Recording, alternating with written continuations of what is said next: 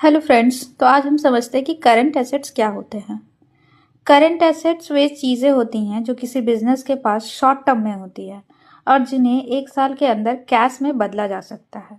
जैसे कैश जो तुरंत इस्तेमाल किया जा सकता है, अकाउंट रिसीवेबल ग्राहकों से मिलने वाला पैसा, इन्वेंट्री सामान जो बिजनेस बेचता है, शॉर्ट टर्म इन्वेस्टमेंट थोड़े समय के लिए की गई कोई भी निवेश। करंट एसेट्स यह बताते हैं कि किसी बिजनेस के पास कितनी लिक्विडिटी है, यानी कितनी जल्दी वे अपनी ज़रूरतें पूरी कर सकते हैं। सिंपल में अगर बात करें तो करंट एसेट्स का मतलब वो एसेट्स है जो 1 ईयर के अंदर कैश में कन्वर्ट हो जाए। अगर कॉमर्स आप और आसान भाषा में सीखना चाहते हैं तो वीडियो को लाइक करें और सब्सक्राइब करना ना भूलें।